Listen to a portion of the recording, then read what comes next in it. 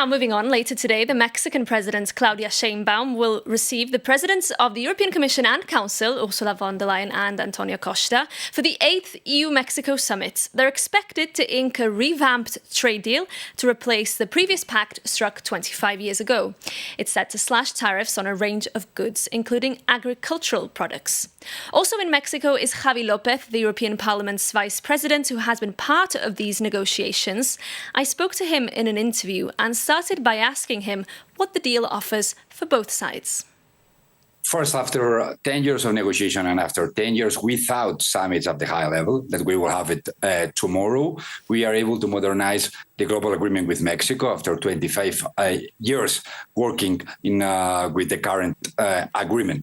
With this, we are doing more on trade, especially in predictable trade with higher standards, but also we are reinforcing our geopolitical alliance with one G20, a giant culturally, demographically, economically, and in a world where all of the rest big actors are using trade as a coercive force, we are working for predictable trade agreements. So is it fair to say this agreement is more than anything a reaction against the unpredictability, perhaps, of Trump's America? We know both Mexico and the EU have been targeted by aggressive trade policies from the US.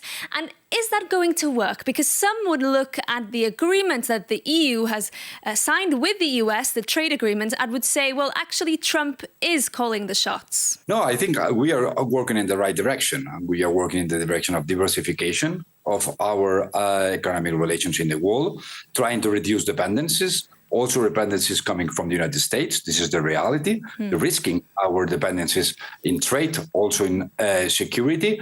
And on that, we are having a mix of important association agreements. We have Mercosur, that it's a game changer with the region. We have the modernization of Mexico, and also we will have India.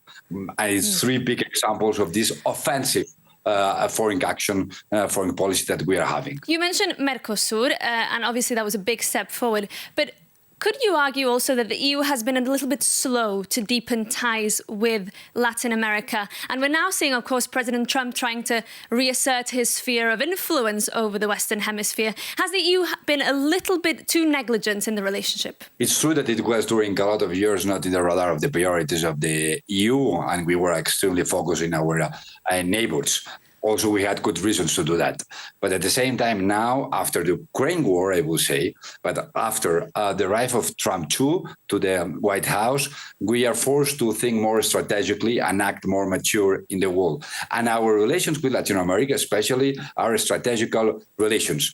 It's the biggest partner in the world where we can work together for a multilateral dialogue, working with the same agenda: climate change, gender equality, inclusive growth, also defending international law and the chapter of United Nations. And on that, we are working with these association agreements that are key to reinforce and are real game changers in the region.